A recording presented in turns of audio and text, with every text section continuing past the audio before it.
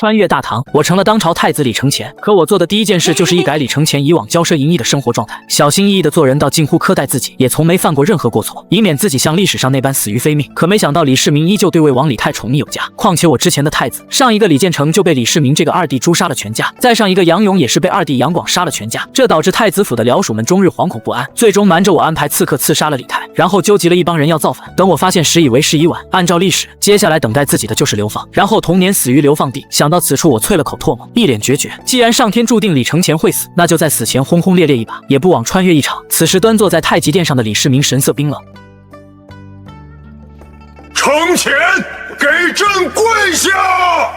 李世民这模样我不知见过多少次，每次都怕得不行，但如今我已经没必要再怕。昂首直视龙座上的李世民，声音不卑不亢：此乃朝堂之上，还请陛下称孤为太子。李世民没想到我敢这么和他说话，愣了一下，随即便神色更为冰冷：你密谋造反，还望顾骨肉亲情，派人刺杀为王，也配为太子？按照正常情况，帝王问罪太子，肯定会有大臣出来帮忙说话。不过此时一众大臣却都抱着看戏的态度，其中也包括长孙无忌在内的外戚集团。我早就习惯了在朝中孤立无援的情况，此时没有丝毫意外之色，只是冷冷地扫视一圈群臣。这时李泰的死党御史大夫韦挺站出来，躬身对李世民道：启禀陛下，太子不仁，应该马上废弃太子之位，然后流放边疆。李泰其他支持者也都陆续站了出来响应，其中还有个人直接手指着我：太子殿下如果跪下，求陛下宽恕，然后到太庙忏悔罪行，陛下仁慈，可能还会对你从轻发落。我听着这些人的话，心中冷笑不断。老子今天是来用自己的命令刚李世民的，还宽恕？宽你大爷！就在所有人都觉得我会像以往犯错时那般下跪求饶，继而搬出已逝的长孙皇后时，我却突然放声狂笑，在所有人惊异的目光中直视李世民道：皇帝说孤不配为太子，那皇帝当年做太子时就配，还是皇帝觉得拎着兄弟的头颅，逼迫自己父亲的人才配为太子？说完，我又看向李泰一党：孤乃大行高祖皇帝之皇长孙，文德皇后之嫡长子，移居东宫17载的大唐正统太子，也是你们配言废立的。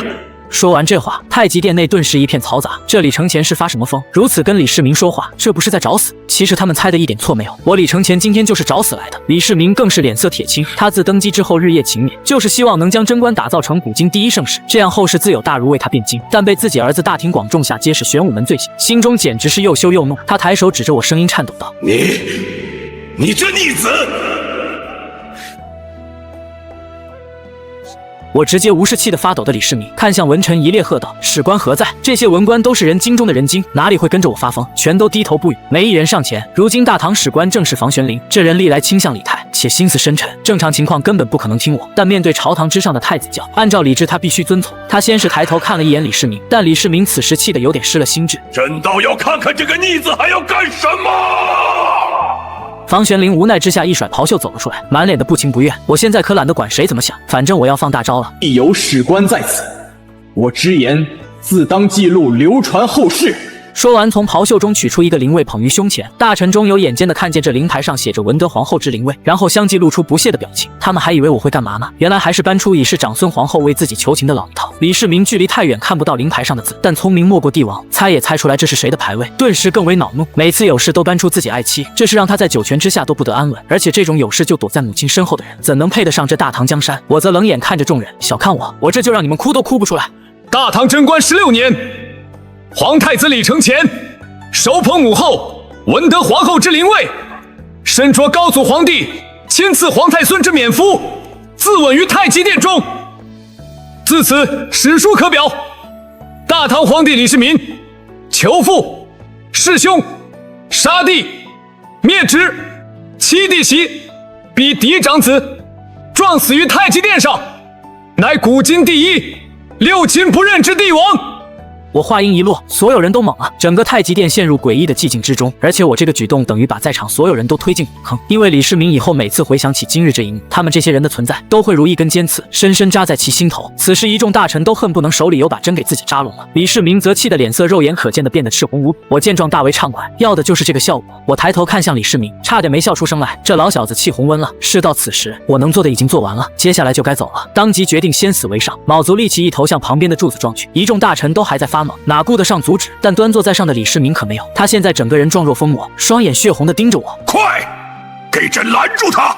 嗓子都破音了。说着，他还不顾帝王仪表，一个箭步从御阶上跳了下来。毕竟我要真轰在这，那今天的一切都将被史册记载。他不忠不孝，不仁不义，六亲不认之名，就算在史书中作史。此时众臣也都反应过来，但我已有必死之念，又事发突然，众人根本来不及阻拦。就在我眼看撞在柱子上之时，身后突然传来一股巨力，一个身高8尺、肤色白净的威猛大汉一把扯着我后脖领，将我给拽了回来。我心中大叫不好，这死不成可就要了老命了。李世民还说不定怎么折磨自己，当即整个人奋力挣扎，要撞死在这柱子上。但太极殿中本来就不大，反应过来的众大臣已经将我围得跟铁桶一样。完了，这肯定是死不成啊，可得遭罪了。此时李世民已经到了跟前，都给朕让开！李世民暴喝一声后，一众大臣这才反应过来，快速闪出一条路来。李世民3步并2步走到我旁边，整个人还是那副红温样，而且此时他跟发了羊癫疯一样，嘴角不住抽搐。逆子啊！李世民话都说不利索，将身旁大臣的护板夺在手中，照着我就劈头盖脸打下。护板打在我头上，直接被震得粉碎。这下给我砸懵了，头顶传来的钻心剧痛让大脑短暂宕机了一下。缓过神后，就看李世民又要找护板砸我。我见状，眼中闪过一丝慌乱之色。照这架势，李世民绝对能活活打死我。我是不怕死，但并不代表不怕疼。不过现在已经把他得罪透了，求饶肯定是没用的。当即心中发狠，梗着脖子大喝道：“陛下还要打我吗？请问这是家法还是国法？”李世民盛怒之下，哪听得进去话，很快又拿到一块护板，就要再打我。我见状，当即加大声音吼道：“陛下当着群臣的面回答太子，这是家法还是国法？”可能这当着群臣的这句话刺痛了李世民，毕竟他最怕世人对他个人行为说3道4，当即停手。我见状立马继续道：“如果是家法，皇帝是带母亲打我吗？但我告诉皇帝，我是吃母亲的奶长大的，他是不会用护板打我的。”李世民依旧气得直哆嗦：“你还有脸提你母后？你不是你母后的儿子，你母后不会生下你这种孽子。反正现在是豁出去了，怎么气人怎么来。”见这话题有用，当即继续道：“我怎么不是母后和你的儿子？我这般忤逆就是像你，不过我还是不如你，没有你是兄杀弟求父的狠心。这是兄杀弟求父之事，可是李世民的逆鳞被在大庭广众之下被再次提起，顿时怒气更盛。这时一众大臣也都反应过来，皇帝在太极殿把太子活活打死，这回头说起来，世人会说皇帝不仁，他们也有劝谏不及之罪。一时间，这些人七手八脚的簇拥着这李世民往后走，别拦着朕，朕非要打死这个逆子，都滚，别拦着朕！此时，一些朝中以长孙无忌为首的外戚也怕我再继续触怒李世民，到时殃及池鱼，全都拉着我往外走，同时口中高呼：“殿下，小仗受大仗走，方为人子之道啊！您不能陷陛下于不义啊！赶紧走吧！”快被拖出太极殿之时，我本着气死人不偿命的宗旨，又放声高喊道：“皇帝，我不是大伯，我不用刀架在脖子上再死，一会我就撞死在太庙，你等着吧！”等到了九泉之下，我要告诉母亲和大行高祖皇帝，告诉那些为大唐江山战死的勇士，李世民就是这么当皇帝的。李世民一直在怒骂，让周围人滚开，都有点神经错乱了。此时又听到这话，顿时瞪大眼睛，好似要杀人一般：“逆子，你个逆子，我要杀了你！”话没说完，李世民口中喷出大量鲜血，然后双眼一翻，竟气急攻心晕了过去，脸色煞白的瘫倒在人群之中。群臣见状，立马陷入一片混乱之中，快喊御医，陛下晕倒了，快来人啊，快去把真权叫来！我见状心中大笑，李世民不会被自己给气死了吧？今天可真解气！畅快之时，我敏锐地发现簇拥着我往外走的外戚们神色各异，特别是不远处的长孙无忌，脸上闪过一丝复杂之色。我虽然斗不过李世民，但两世为人也心思通透，当即明白这些人所想。如果李世民被气死了，现在还是太子的我，无疑最是有机会登上皇位。不过我不相信这位7世纪最强碳基生物这么容易就被自己气死，自己还是难逃死路。毕竟李世民这家伙可是记仇的很，一会醒了说不上怎么折磨自己。乱想间已经出了太极殿，一时间簇拥着我的大臣都有点左右为难，给我关起来，他们可没这个权利。但放我走，要真撞死在太庙，他们可得吃不了兜着走。此时众人都把目光投向殿内的长孙无忌，他是当朝司徒位列3公，同时还是皇亲国戚我的舅舅，现在只有他有资格拿主意。我看着众人表现，心里明镜一样，这群傻缺还指望长孙无忌呢，这家伙可精的不行，一定不会在这个时候拿主意。事实果然如此，长孙无忌别过头去，根本不看殿外，而是和殿内大臣一起七嘴八舌的喊着教育意。就在这时，一名士兵自宫门口疾步跑来，口中大喊：“战报！800里加急战报！”同时太医院众人也赶到，七手八脚的将李世民抬入后殿，以长孙无忌为首的一干重臣也全部走入殿，接过士兵手中战报。此时众人面面相觑，虽是军情紧急，但800里加急战报，除皇帝外，别人是没有资格看。现在李世民昏厥，也只能等人醒再说了。过了差不多小半个时辰，太医院首领真权从后殿走出，一众大臣见状立马围了上去：“怎么样，陛下如何了？陛下什么时候能醒？陛下是不是已经醒了？”面对众人的七嘴八舌，真权压了压手，示意他们安静下来。陛下并无大碍，只是怒气攻心而已。我刚已施了针，一会儿我开个方子，按方服药，少则10天，多则半个月，陛下便能醒过来了。此时长孙无忌皱眉道：“需要这么久，就不能让陛下快点醒过来吗？”不能。真权回答的斩钉截铁。群臣听到这回答，立刻陷入一片嘈杂。房玄龄指着长孙无忌手中战报：“陛下暂时醒不过来，这战报可如何处理？”是啊，军情如火，也不知到底是什么事。殿外还被一群人簇拥着的武建主心中冷笑一声，这群家伙都是100年难出一个的人精，会猜不出战报内容。之所以如此，说白了就是谁也不能担善起800里加急的责任而已。而就在这时，魏征站出来，踌躇了一会儿，说道：“诸位大人，军情紧急，如火燃眉，不若我等共揽战报。若他日陛下追究，吾等当同心协力，共担此责，如何？”这些官员能协助李世民铸造贞观之治的盛世，就算某些时候心里有些小九九，但绝不是酒囊饭袋，知道孰轻孰重。当即都点头道：紧急之时，自当权宜行事。没错，如将来陛下追究，愿和大人共担。见众人没有异议，一直没开口的长孙无忌说道：诸位都为社稷尽心于此，不顾个人得失，本官也自当如此。说着将手中文书火印揭开后，长孙无忌先看了一遍，而后又交给几位重臣轮番查阅。看完后，所有人神色各异，皱眉的咧嘴的还有面色如常的。我此时有些不耐烦，这些人是真麻烦啊，这不耽误自己去死吗？都装什么呢？这战报我都能猜到是什么，你们会提前没有打算？现在是贞观16年年初，按照历史这几年唐朝只有一场大战，就是跟薛延陀打的若真水之战。这薛延陀是铁勒部的一支，原为东突厥的附属，李世民为迁至东突厥，曾支持薛延陀，封宜南为珍珠皮加可汗。这场战争的起因则是贞观15年初，薛延陀向唐朝求亲，但被李世民拒绝了，于是薛延陀便怀恨在心，最终发动了这场战争。但其实什么拒绝和亲就是个借口，主要就是薛延陀日益壮大，觉得罪行了，想跟唐朝掰掰手腕。李世民作为历史上数得上的明君，那是个走一步看三步的主，肯定早做好准备了，弄不好中书省都有提前准备好的进军方案。一众大臣面面相觑了一会儿，最终长孙无忌说道：薛延陀首领宜南派妻子大度率数十万兵马犯境，如我们不早做决断，怕是容易陷入被动。房玄龄皱着眉跟着说道：如今东北有高句丽随时策马南下，西南有吐蕃虎视眈眈，如果北方边境不稳，恐怕会引发连锁反应。长孙无忌点头表示同意，诸位议一吧。众臣闻言，你看我，我看你，谁也不肯说话，基本上都一个心思，这都是早就拟定的事了，还一个屁。过了良久，还是没人当出头鸟。一直旁听的武将中有些坐不住了，其中一个肤色黝黑、身形魁梧、满脸络腮胡的大汉出言道：你们这帮人是真麻烦啊，这是不早就议定了，直接下旨就完了呗。他说完后，众官员一个个依旧眼观鼻，鼻观口，沉默不语。这大汉见状直接急了：你们不就是怕没有陛下同意，怕下旨发兵将来被怪？他话没说完，被不知道从哪儿冒出来的程知节拉了一把：咬金，你拉我干什么？我还没说完呢。说着就要继续说话，程知节却死命往后拽了他一把：敬德，别说了，军国大事自有各位大人决断，你个大字不识一箩筐的人，跟着插什么嘴？尉迟敬德话虽然没说完，但也算将窗户纸捅破了。房玄龄接话道：如今陛下昏迷，这发兵旨意该如何下？这越过皇帝下旨发兵的头可没人敢领，因为领这个头，那就证明皇帝不在，你也有威望和能力领着群臣下旨调兵，这几乎就等于说是这人已经有造反能力了，而且如今储君之位摇摆不定，有着能力，要是支持一位皇子，不就能发动2次玄武门之变？着急去死的我看着不说话的众大臣是烦的不行，一把将周围人推开一点：你们这帮人是真耽误时间，不就下旨调兵吗？姑来！我这话一出，众大臣都眼前一亮。从律法上来说，我虽犯大错，刚才又给李世民气晕了，但李世民还没明确下旨罢黜我储君之位，同时太子还有监国理政的权利，下旨出兵合理合法，而且将来李世民猜忌也是猜忌我，和他们没任何关系。一众文武大臣互相对视，都默认让我下旨出兵，就连李太党羽也是，毕竟目前情况，李承乾太子之位是板上钉钉的门了。众文武大臣全部躬身行礼，请太子殿下决断。面对众臣的躬身，我心思一动，蝼蚁尚且贪生，何况人要不是被逼到没办法，他也不能想死，他或许能趁现在这个机会博取一线生机，可能是怕你胡闹。房玄龄抢先说道：启禀太子殿下，中书省已经提早拟好出兵方略，军情如火，还请太子立刻批打。你见状心中一阵冷笑，当我傻啊？这批完了，不失去利用价值了。房玄龄见我不说话，眼中闪过一丝锐利之色，近期身上前，还请太子殿下立刻批打，不然贻误军机，您可要罪上加罪了。卧槽，这老瘪犊子，你们自己在那磨磨唧唧的行，我没立刻批答就是贻误军机，这真是双标到不要脸了。自己以前苟着是怕李世民，现在他晕过去了，你们还想欺负我？当即双目微冷，语气阴沉：房玄龄，本宫问问你，你这罪上加罪是什么意思？难道说你手上有陛下降罪于我的旨意？房玄龄没想到一直是软弱可欺的我，竟然敢反问他。不过他这人心思深沉，瞬间就稳住心神。殿下刚才之行，在场诸位皆有目共睹，你那般目无君父，不是罪是什么？说实话，要论治国谋略，我肯定不如房玄龄，但论抓人说话漏洞，死咬不放。房玄龄在自己面前，顶多算个小学生，当即一脸震怒的大喝道：大胆房玄龄，你如没有陛下明旨，那你所说之话就是污蔑当朝储君。说着转头看向长孙无忌：司徒大人，你说房大人这是怎么罪？我这问的人可是大有讲究。这长孙无忌虽然不是主管刑律的官员，但却是主持修订唐代律法唐律疏议的主要负责人，对法律有着最高解释权。在这长孙无忌虽然不支持他，但也不支持李泰，因此和房玄龄经常暗中斗气。这话也给长孙无忌问愣了，没有立刻回答，因为我给房玄龄安的这个罪名属于矫诏，按律当斩。但现在这情况能给房玄龄斩吗？答案明显是不能的。此时长孙无忌支支吾吾为难的同时，心里大为惊骇，他这外甥怎么突然变得这么厉害，跟以前完全是两个人啊！见他说不出来了，我心中暗笑，我这个老谋深算的好舅舅也有今天。不过我可没时间继续跟这帮人扯淡，现在时间对我来说就是生命。当即看着众人说道：姑有监国行政之权，对也不对？有房玄龄这一出，谁还敢说不对？所有人都躬身道：遵太子教。我见众人承认我的权利，当即趁热打铁，说出心中所想。薛延陀本是扬我大唐天威的蛮荒之祖，如今竟敢犯禁，姑决定亲自率军出征，以迅雷之势讨伐不臣，扬我天威。我这话一出，群臣瞬间陷入寂静之中，一个个你看我，我看你。此时他们肠子都悔青了，真是千不该万不该，不该承认太子的监国行政之权。按理说他们都混迹官场多年，不该犯这种低级错误才是，但也是这太子子殿下突然跟变了个人一样，杀了他们一个措手不及。不过无论如何，这旨意他们是绝不能承认。就现在这个情况，放我率大军出去，无疑是肉包子打狗。最可怕的是，这万一率领大军回来，直接来个清君侧，成不成功另说。但李世民醒了，肯定得活活掐死他们。此时一直没说话的武将群体见文官们陷入两难境地，开始交头接耳。我也注意一众武将的蠢蠢欲动，但却没有丝毫意外。毕竟这些人可是跟着李世民一起冲锋陷阵多年，除了君臣之情之外，还有袍泽之意。他们这些人可不会像文官那般顾虑那么多。现在大唐武将中最高权重的自然是李靖，但这人向来明哲保身，基本上就是让我打仗我就打仗，让我回家赋闲我就回家赋闲，其余事事一律不管。其次是程知节，他这人也精得猴似的，应该也不会说什么。果然这二人都默然不语。这时刚才说话的尉迟敬德又站了出来，程知节见状拉了他几下，但根本没用。我说太子殿下，我是粗人说话直，您别见怪。现在这情况啊，您还是老实待在京城吧，不然等陛下醒了找不到你可麻烦了。这话说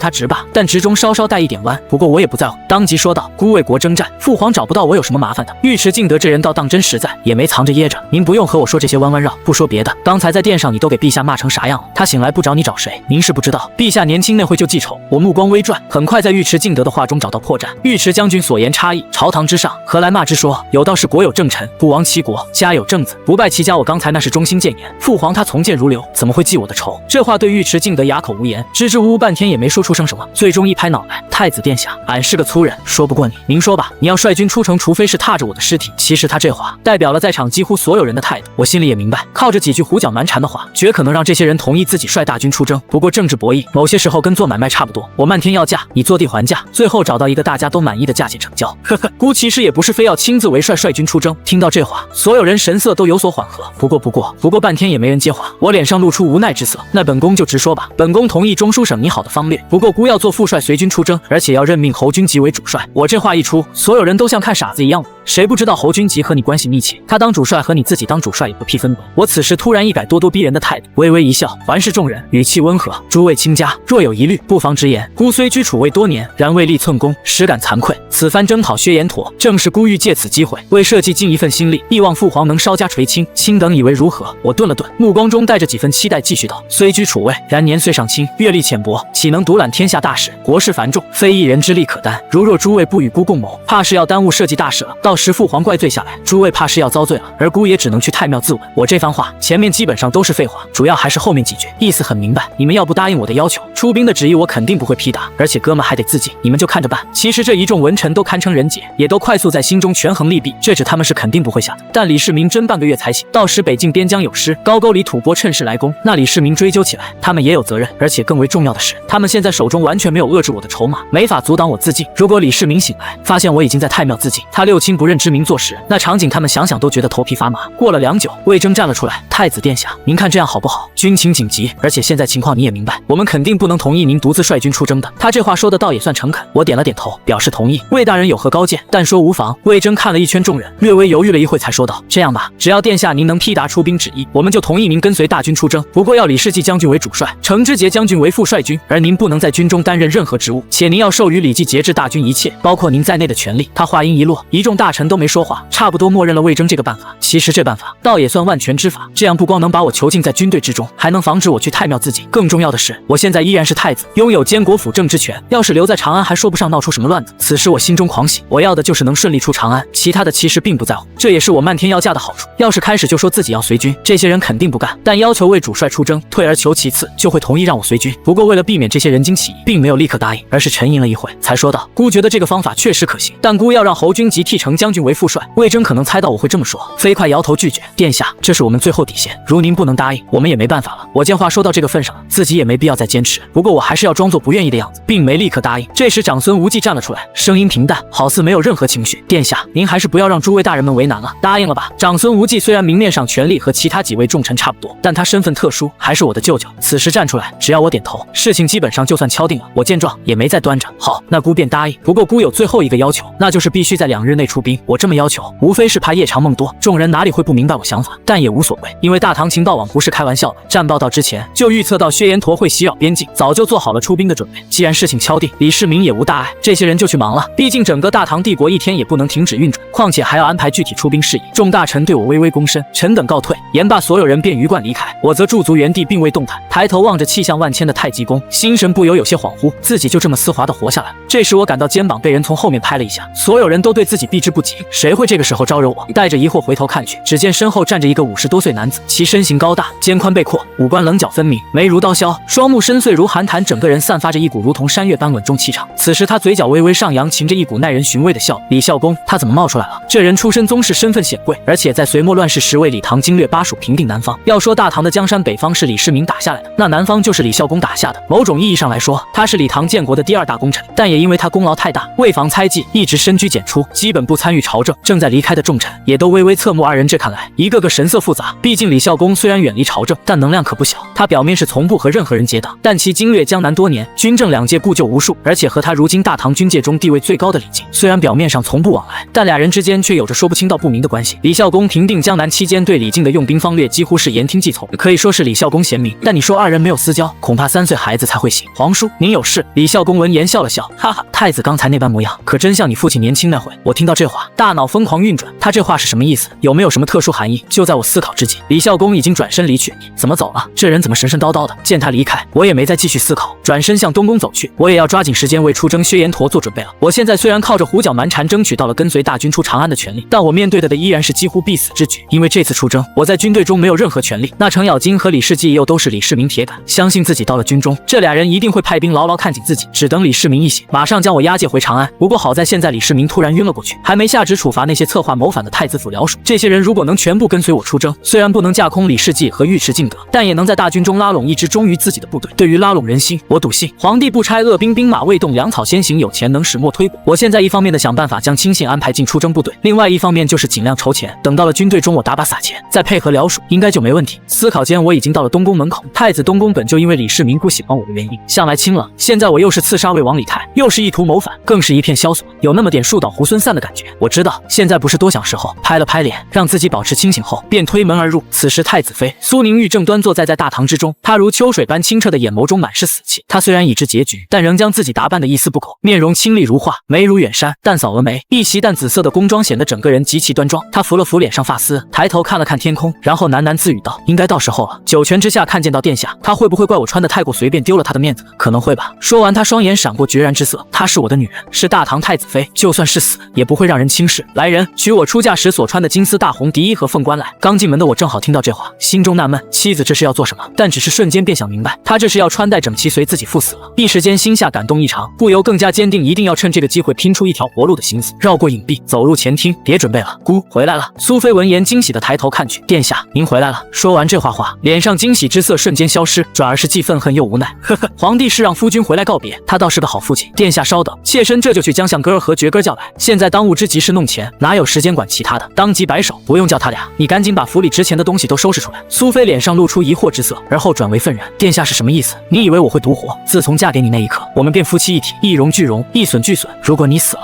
我活着还有什么意思？殿下放心，妾身不会辱没太子府的名声的。等您走后，我定会陪你一起去的。听到这话，我眼眶有些湿润。多好的女人啊，多好的太子妃啊！立即解释道：不是，陛下让姑气晕了，姑趁机谋了个跟随大军出征薛延陀的机会。姑现在需要钱，在行军途中收买人心。苏妃脸上瞬间爆发出惊喜之色，言语中满是不可置信。殿下说的是真的吗？没错，你赶紧收拾，钱越多越好。苏宁玉出身于武功苏氏，属于正儿八经的世家大族，其祖父在隋朝时曾担任宰相，虽受改朝换代影响，但在政坛上依旧有不小的影响力。从小在这种家族长大，耳濡目染下，早就深谙权谋之道，当即明白其中重要性，没一句啰嗦话，直接起身前往后堂。我则开始盘算接下来该怎么做。拉拢人心靠金钱是没问题，但论打仗我是外行，我需要一个统兵将领，忠于我的侯君集无疑的最佳人选。不过这个时候召一个武将来东宫，实在太过惹眼。就在我思考时，外面传来敲门声，奏报殿下，侯君集来访。我去，这人属曹操的，说来就来，不过就是容易惹人多想，但现在时间紧迫，来了也好。伴随一阵铁盔交错一声，侯君集走进大堂门口。他身形不算高大，但眉骨高耸，脸庞棱角分明，双眼不时闪出凶悍之色，举头手足间更是散发出一股锐利气场。我微微皱眉，这家伙是疯了，穿着盔甲就敢进宫。不过瞬间也就释然了。侯君集这人带兵打仗乃至练兵都有一套，但政治智慧基本为零，要不然也不会投靠他这个明显日薄西山的太子。君集来了，坐下说话。我微微抬手道。侯君集闻言并未谢恩，只是微微握手，臣披甲在身，就不做了。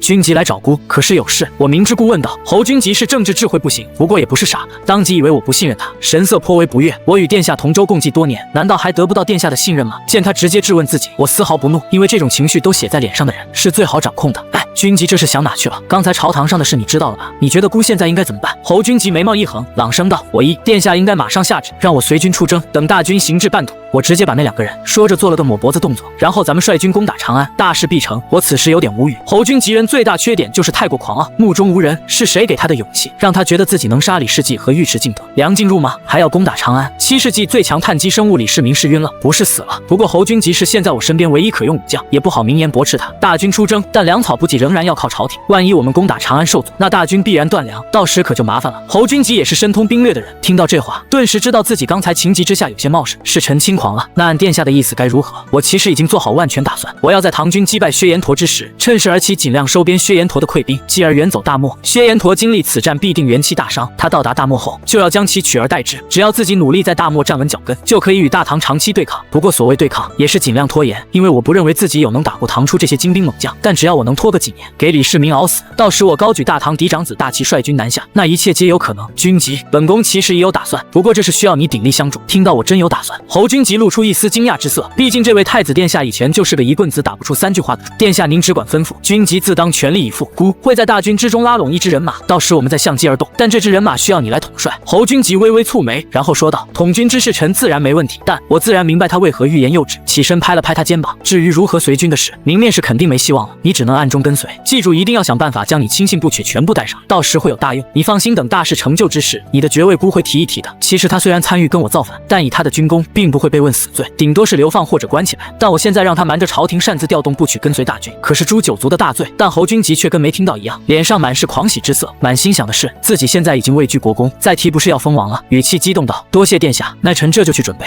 去吧。看着侯君集的背影，我露出满意的笑容。这人虽有能力，但性格狂傲，按理说不是什么好手下。不过这人有2个优点，他非常喜欢，那就是胆子大且心狠手辣，属于只要奖赏到位，什么都敢干得住。我今后要干的事，正需要这种人。这时苏宁玉也吩咐下人往前堂搬箱子，忙活了差不多小半个时辰，大堂之中堆满了箱子。我有些疑惑，怎么这么多？起身随便翻开一个箱子，只见里面整整齐齐的码放着银锭。我回身又翻开几个，其中除去少量是玉石、玛瑙、珍珠等珍宝，大多箱子中都装满了密密麻麻的铜钱。我这么有钱吗？我此时有些吃惊了。其实也不怪我不清楚，因为李世民虽然对我百般打压，然后还抬高魏王李泰一副要废了我的架势，但金钱方面从来没苛待过我，特别近几年他一直苟着，没怎么花钱，积攒下可不就这么多。此时苏宁玉也忙活完了，自后堂走了出来：“殿下，府中所有钱银珍宝都在这，你看这些够吗？不够的话，我还有些首饰，也都一并给你。”我心思细腻，敏锐的在他话中捕捉所有2个字：“玉儿，你不会把你嫁妆也拿出来了吧？”苏宁玉没有任何回避，直言道：“有何不可吗？比起殿下要做的事，妾身这点嫁妆算什么？”我一直感觉苏宁玉就是个温柔贤惠的女人，但通过这次事情，看法大为改观。如果有一天自己真等登基为帝，这女人也一定会成为一代贤后。放心，将来姑会百倍还给你的。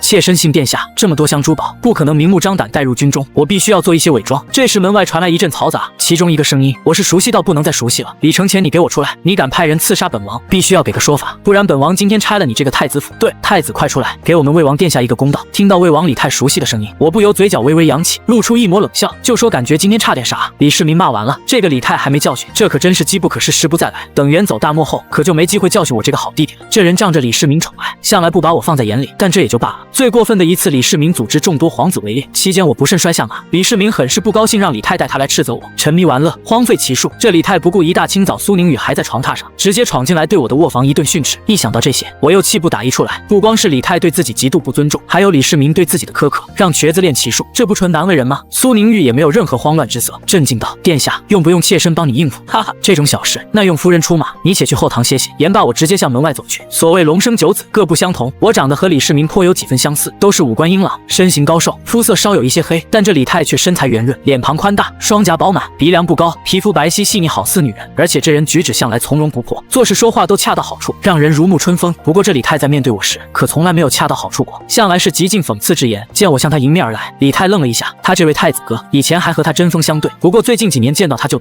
本以为这次也是一样，想着过过嘴瘾的同时，还能打着为父皇出气的口号，以加深自己孝顺之名。但没想到我还真敢出来，当下心中更为兴奋。要是能压着李承乾去太庙会，等父皇醒了，不得大大的奖赏自己，弄不好直接会封我为太子。想到直接指着我鼻尖道：“好你个李承乾，你派人刺杀本王也就罢了，还敢在朝堂之上辱骂父皇，今天本王就要替父皇教训你。”我看他肥嘟嘟的大脸，冷笑一声，并未言语。李泰见状，还以为我是理亏怕了他，当即更不饶人：“李承乾，你现在马上就跟本王去太庙跪下给祖宗磕头忏悔。”说着就要上来拉我。忏悔？我忏悔你大爷！看着李泰风嘟嘟的大脸，我嘴角露出一抹怪笑，这大脸要是一巴掌打下去，手感应该不错。此时李泰已经走到我近前：“李承乾，你是自己走，还是本王压着你走？这个好弟弟应该该起个外号叫及时雨。等我远走大漠，可没机会教训你了。自己这心里得多遗憾。陡然抬手，一巴掌打在李泰脸上，将其打了一个趔趄，满脸的不可置信。你敢打本王，你找死！他身边也带了几个随从，但这些人可不敢对太子动手，只是怒骂着：你敢打魏王，我们一定告诉陛下，降罪于你。太子不忠不孝，必被世所不齿。你要还有点良知，就赶紧跪下给魏王道歉。我道你马！说着，又是一巴掌打在李泰脸上。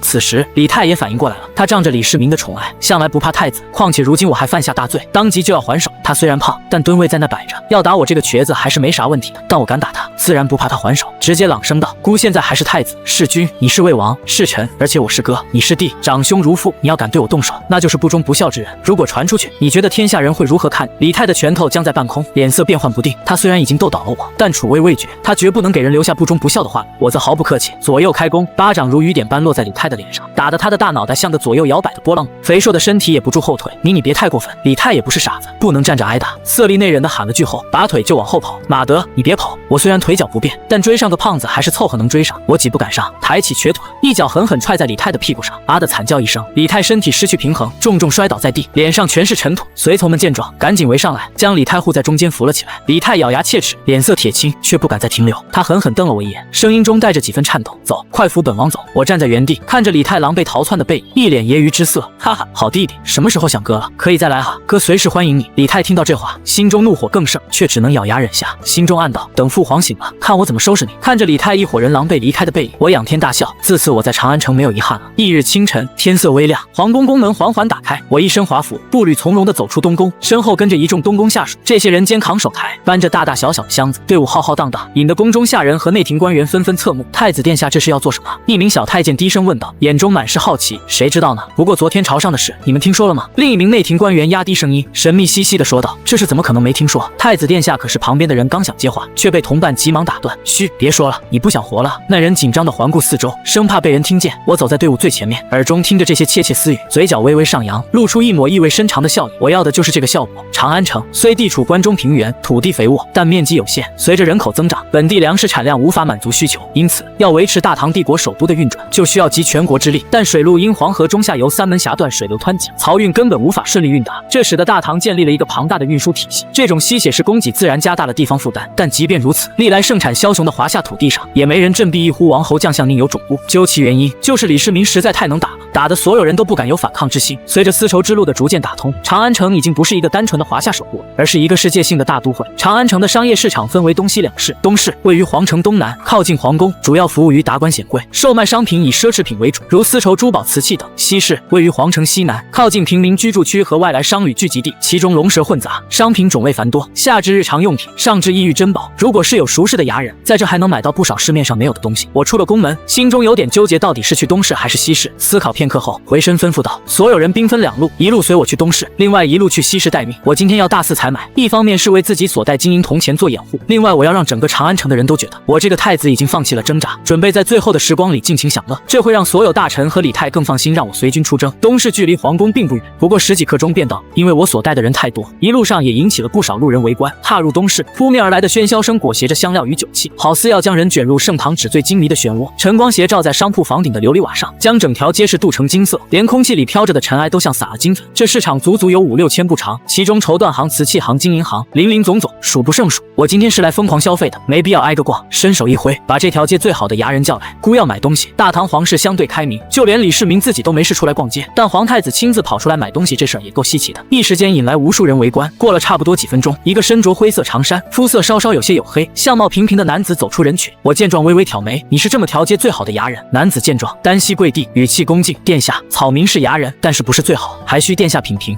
这家伙有点意思，言语不卑不亢。行，现在有什么好货，你尽管拿过来，吃的、用的、玩的、看的，本宫什么都要，但记住一定要最好，不然别怪本宫砸了你的招牌。男人起身，依旧语气恭敬：殿下稍等片刻。草民马马上就回来。说完向人群中使了个眼色，立即有人给我搬来把凳子。时间过了差不多小半个时辰，货物在男子的指挥下陆陆续续在街口摆开。Flag 警号，7、8家步行老板支起的10几丈长木架，上面挂着薄如蝉翼越州辽宁金线暗绣鸾凤的蜀锦和许多上等绸缎，这些布料如彩色瀑布倾泻而下，煞是好看。而后西域商人搬来数十个大箱子，里面有镶嵌满歌血宝石的毛毯，还有一些龙眼大叶明珠和各色流光溢彩的宝石，之后各色瓷器金银细软数不胜数，这些珍宝足足摆了7、80米长，一眼望去一片金钱独有的绚丽之色。说实话，我李承乾作为皇太子算是见过世面，但仍被这场景镇住了，不禁暗暗啧舌。这种场景华夏的历史长河中怕是也不多见，盛唐气象果然名不虚传。殿下以为这些东西如何？可还入得了您的眼？男子声音将我思绪拉回，不错，全部给送到东宫。说完回头看向身后一个中年男子，这人是我东宫大管家杜立，而且来历可不一般，是高祖皇帝李渊在世时送给我的，也是他在宫中除了宁如玉外最信任的人。杜总管，你去算下账，我先去西市了。你完事来找姑。要是换了别人，面对这么吓人购物方式，肯定得问问自家准子。但杜立只是微微垂眸，声音平静道：“臣明白。”说完，我便上了马车，向西市去。车厢内，我神色微凝，手指不住搓磨。按照我的构想，现在长安城内的达官显贵应该都收到我大肆购物的消息了，因为大商无政不通，大政无商难行。东市这些商家10个有9个都有朝中重臣背景，此时所有人目光应该都会集中在西市。我要趁这个机会去安排一些事。马车行驶途中，我不住掀开帘布注视外面，差不多10几分钟，心道差不多就是这了。然后飞快取出事先放在马车中的衣服，将自己乔装打扮了一番，而后招呼马夫：“姑，先下车，你自己驾车去往西市。”随着马车速度变慢，我一个闪身跳下马车，而后快步走进一处巷子中，3拐5拐，到了一处宅邸门口。宅门匾额这写着2个大字杜府，这杜府乃是李世民重臣杜如晦的府邸。不过随着杜如晦贞观6年病逝，杜家人也逐渐被排挤在权力中心之外。虽是如此，杜家在朝中还是有一定影响力的。我之所以来着，因为杜如晦的2儿子城阳公主驸马襄阳郡公杜和乃是我的铁杆亲信。此时杜府内4个人围桌而坐，为首之人正是杜和，其余几人则分别是杜正伦、赵杰、李安也。这几人无一例外都是太子党亲信，他们因为密谋造反之事被告发，本已等死，但昨日之事让他们有燃起一丝希望，因此相聚于此商量对策。杜和摸着脸颊，一脸愁容：“诸位，这次借着我妻子城阳公主生日之名，才能叫你们来。时间紧迫，咱们赶紧议一议太子殿下随军出征，意欲何为吧？”这几个人中，唯一有才能的就是杜正伦。原本历史中他被我谋反案牵连被流放，后来李治继位将其召唤，一路平步青云，最后官职宰相。事实上，这几个人基本上是为杜正伦马首是瞻。杜正伦这人身材修长，面容清瘦，身着宽大的儒袍，整个人散发着一股很浓的书卷气，而且举手投足间沉稳从容。见没人说话，杜正伦扶了扶下巴上的短须道：“殿下此次跟随大军出征，无疑是个机会，但这个机会如何把握，还要看殿下自己。咱们当务之急是赶紧跟东宫取得联系。”几人都陷入沉思之中，他们都是获罪之人，行动受限，能来杜府相已是不易。如果贸然和东宫联系，整不好会弄巧成拙。这时门外护卫进门道：“各位大人，门外求见。”他自称是东宫的人。几人听到这话，眼睛都亮了一下，这可真是想什么来什么。杜和更是直接起身：“快请他到后堂。”说着他看向几人：“诸位，前厅人多眼杂，咱们还是小心为好。”几人深以为然，当即起身。毕竟他们先前密谋造反之所以被李世民知晓，就是被人出卖走漏风声。殿下，您怎么来了？他们在后厅刚刚坐定，就看一身平民打扮的我一瘸一拐的走了过来，抬手示意几人不必起身，然后说道：“姑有些事情要交给你们做，时间紧迫，我就不细说了。”说着从怀中掏出一个信封，我作为穿越者，自然知道这几个人中杜正伦最有能力。正伦，你拿着，待本宫走后，你按照信上方略行事即可。杜正伦见状，立即走上前接过信封，我则继续道：“诸位放心，你们以国事待孤，孤必以国事报之，多谢殿下抬爱。好了，不和你们多说了，孤先走了，记住一定要按信封上行事。”说完直接转身离开，留下几人面面相觑。良久，杜和说道：“我怎么感觉今日的太子殿下和以前不一样？”杜正伦微微点头，确实如此。殿下以前一直不赞同我们的计划，现在可能是对皇帝彻底失望，决定破釜沉舟了吧？几人闻言全部点头称是。出了杜府的我，此时正一瘸一拐地向西市走去，不过好在距离不算远，不然可真是难为瘸子了。西市不同于东市那般多是装修上好的店铺，而是小摊居多。此时夏季，西市上人潮涌动，各种小吃摊子一眼望不到头，宽阔处还有些玩把式的杂耍艺人，僻静街角则是一些练摊算命的道士。我在东市挥金如土的消息已经传到，街口处站着10来个牙人，毕竟能拿到我这单生意，光是用金都够他们挥霍一辈子。转过街角后，我踏入西市，见我竟没从马车上下来，而是走过来的，不少人都露出诧异之色，人群中有些人甚至神色一变，而后快速退出人群。我看在眼里，自然这些人应该是被人派来监视他的，但也无所谓。等他们查出来我是去见了杜和等人，本太子已经出了长安了，语气轻松的道：“哎呦，怎么这么多人，都是来卖东西的。”我话音一落，一众牙人立刻蜂拥而上，直接将他围了起来。恭迎太子殿下，我等愿为殿下效劳。其实我要麻痹重臣和见杜和等人的目的已经达到，没必要再在西市挥霍了。但我还要买一样东西，这种东西关乎我能否成功扫平大漠，继而长期与唐朝对抗。呵呵，姑可用不到这么多人。这样吧，你们谁能在1个时辰内找到最多炼丹所需的金石就用谁。唐代炼丹之风盛行，所用之物除去人参等珍贵药材外，多是金石，其中的硫磺硝石正是我需要。只要有这2样，我就能够造出火药这个超超越时代的战争利器。牙人们也没丝毫惊讶，毕竟达官显贵炼丹再正常不过，当即分头前去寻找。我现在也没事做，就在西市闲逛起来。商家们见状都赶忙上前推销自己的货物。殿下，这是上好的鹿皮，您需要不？价钱可以商量。殿下，俺这有口外的羊皮，质量非常好，您如果需要，可以便宜点。钱这东西，我以后还有大用，绝不会没必要的浪费。也没搭理众人，自顾向前逛着。街道两旁摆满了各式各样的货物，香料、丝绸、瓷器琳琅满目，空气中弥漫浓郁的市井气息。我此时十分享受这种闲逛的感觉，毕竟自己再想见到这般场景，不知要何年何月了。突然，一个头戴胡人特有头巾的男人挡在了我面前。这人脸上充满了商人独有的市侩之色，眼睛眯成一条缝，嘴角挂着讨好的笑容，兴致被人打扰，不由皱了眉头，当即脸色一沉，就要发怒。怎料那人并不慌张，反而凑近一步，压低声音，神秘兮兮地说道：“殿下，我这有上好的奴婢，都是西域来的，您要不要看看？”这话好似冷水浇头一般，将我的怒火瞬间浇灭。我发誓，我就是好奇想看看。那胡商见我感兴趣，脸上的笑容更加谄媚，连忙侧身让开一条路，伸手做了个请的手势：“殿下这边请，保证让您大开眼界。”我在好奇心的驱使下点了点头，跟着胡商朝一旁的巷子走去。巷子深处，几辆马车停在那里，车帘半掩，隐约可见里面人影晃动。胡商掀开帘子，露出几个面容姣好、身着异域服装的女子，她们低垂着头，神色间带着几分惶恐，却又透着一股异域的神秘与风情。我眯了眯眼，怪不得如今大唐盛行圈养无羁，这异域女人果然别有一番风情。殿下如何？胡商搓着手，满脸期待地看着我。我没有立刻回答，而是缓缓踱步，绕着马车转了一圈，目光停留在其中一个女子身上。这女人极其漂亮，鼻梁高挺，线条分明，带着西域人特有的深邃轮廓，肤色也不似正常西域女子那般小麦色，而是如牛奶般白皙。而且这女人眼中还不时闪和她长相形成强烈反差的野性，好似一匹烈马，吸引着人去征服。胡商将一切看在眼里，脸上露出喜色，连忙凑上前：“殿下对这女人感兴趣，您可真是太有眼光了。这女人可是我花高价收来的。”说着，一脸神秘地凑到我耳边小声继续：“听说这女人可有突厥王室血统，要是以前我听到这女的竟有突厥王室血统，的吓得赶紧跑出去8丈远。毕竟大唐皇室血统不容玷辱，但现在可不怕那些了，开个价吧，姑都要了。”胡商听到这话，笑得嘴都快咧到耳朵根了。“好的，殿下，我一会就安排人送到您府上。”这时车厢内那女人突然一脸愤怒地看着我，然后叽里呱啦说了一堆，我一副完全听不懂她在说什么样子，嘟囔了句：“说什么鸟语呢？”料想那些牙人也快完事了，当即转身离开，走出小巷子。果然那些牙人已经到了，见我来了，这些人簇拥过来：“参见殿下，我还有一堆事没处理，也没空和这些啰嗦。说说吧，都找到多少货物？”这些牙人闻言没一人回应。我正纳闷这是什么情况时，之前东市那个牙人陈武更从后面走了出来：“殿下，您需要什么跟小的说一声就好，何必亲自来西市啊？”这倒让我微微有些诧异，看来这家伙在牙人圈里地位不低啊。呵呵，姑倒是没想到你还挺有本事。对了，还不知道你叫什么名？殿下谬赞了。回殿下，草民名叫陈武庚。好，那这事就交给你办了。1日之内，无论你能弄到多少材料，不都要？过气不候。陈武庚依旧不卑不亢，微微躬身。草民明白。现在买东西的事情彻底完事了，我也没必要在这待着了，当即转身离开。返回东宫后，只见苏宁玉端坐在大厅之中，看着神色如常，不过见我回来，有些欲言又止的模样。两人夫妻多年，我还是从他如常神色中读出了一丝凄苦之色。“玉儿，你有什么心事吗？”苏宁玉并未回话，而是直直地看我着。我见状走到他身前，抬手轻抚着他清丽绝美的脸庞：“你不是说我们夫妻同体，有什么不能说的吗？殿下其实切身明白，您要做的事情并不能被儿女情长牵挂，但我还是忍不住想说，您走后我们母子该如何自处啊？”我听到这话，心中瞬间了然，苏宁玉这是通过自己行为猜到我最终目的并不是起兵谋反，而是远走大漠跟大唐长期对抗，当即轻笑着摸了摸他的头：“你乱想什么呢？姑可不会做那抛妻弃子的事。”苏宁玉脸上露出惊喜之色：“真的吗？但您要带着我和相根绝根一起走，会不会目标太大了？”“放心吧，姑自有安排。今晚你就带着相根绝根一起回你母家，然后连夜散出消息，就说你要跟我划清界限。”苏宁玉性格当真果决，不似寻常女子那般啰啰嗦嗦，直接起身：“好，那妾身就去安排了。”我不由愣了一下，这份果断简直是一个政治家必不可少的优良品质。2日后，众人按照和我的约定发兵。清晨的薄雾还未散尽，天边还泛着鱼肚白，但长安城明德门外已经是大军云集，军威之雄壮，饱仿佛要冲破天空的薄雾。此时我骑在一匹雪白的战马上，身披明光铠，腰间悬挂着镶金嵌玉的横刀，头盔上的红缨在晨风中猎猎作响。我微微仰头，目光扫过眼前这支绵延数里的大唐军队，心情极为矛盾。大唐军力如此强悍，我作为大唐太子无疑是骄傲的，但想到将来要面对这样的部队，心中又升起一股迷茫，自己真的能和这样的大唐长期对抗吗？此时一阵剧烈鼓声将我思绪拉回，咚咚咚，节奏沉稳而有力，仿佛大地的心跳。前排重甲步兵手持长刀，铁甲在晨光中泛着冷冽的寒光，步伐整齐划一，每走一步都会发出一阵铠甲摩擦的声，这声音如同低沉的雷鸣。左右2翼的轻骑兵个个手持铁枪，腰间挂着短弩，身披玄甲，前锋程之节一挥手，众骑兵全部举枪勒马，杀杀杀！马匹嘶鸣和士兵嘶吼交织在一起，形成一股令人心悸的声浪。因为李世民如今昏迷，所以战前誓师这事自然归到我的身上，我也乐得接下这个差事，毕竟这可是拉拢人心的好机会。我我登高台，微眯双眼，陡然将腰间横刀抽出，用出生平最大声音嘶吼道：“将士们，此番出征，可怕否？不怕，不怕，不怕！”将士们全部握紧手中武器，振臂高呼：“好！”如今薛延陀悍然犯境，欺我百姓，辱我老幼，姑不明白，他们何敢如此？他们有刀，难道我大唐儿郎没有刀吗？众将士爆发出更为振奋的吼声：“有刀，有刀，有刀！此番征战，孤必率先冲阵，你们之中任何人发现孤临阵退去，皆可斩孤。此事斩发为证。”言罢了，我长刀一横，直接砍下一缕发丝。我这个举动，直接士气拉至前所未有的高度。我等是与殿下同生共死。言罢，雷鸣般的战鼓声再次响起，大军如山呼海啸般向前行军，卷起漫天沙尘。此时城门送行的众文武大臣神色都有些复杂，他们万没想到向来性格软弱的我能说出这么一番话。尉迟敬德抿了抿嘴道：“到底是陛下的儿子，真有他年轻时的风范。”众人都没接话，而是神色更为复杂。他们这些人大多和李世民并肩作战多年，刚才我一番表现确实像足了年轻时的李世民，特别是一众武将，更是思绪万千。刚才那一刻，他们好似在身材相貌和年轻时李世民有7、8分相似的我身上，看到了那个在隋末乱世中叱咤风云的天策上将。尤其是那句必率先冲阵，更是让将他们的记忆拉回了跟随李世民冲锋陷阵的峥嵘岁月。那时的李世民每遇战事都会跟他说：“本帅将率军冲阵，诸位紧随其后即可。”过了良久，跟随李世民参加过虎牢关大战的云国公张亮说道：“哎，没想到诸多皇子中，还是太子最有陛下风范。长孙无忌不知道怎么竟然接过话茬，怎么说都是陛下和文德皇后的长子，像陛下也属正常。”他这话一出，众人纷纷侧目看他。要知道长孙无忌并不支持我，向来是敬而远之，此时在这种场合下说出这种话属实罕见。此时骑着马跟随大军行进的我，怎么也想不到自己一番誓师演讲能让一众大臣想这么多。这时后军之中一阵剧烈马蹄声，让我延声音着看去。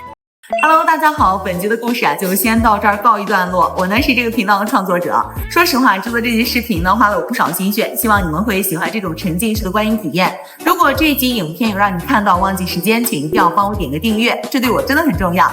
另外，因版权的关系，未删减版我已经整理好放在置顶留言区的链接里了，大家呢现在就可以点开下方留言区，我们在完整版见，拜拜。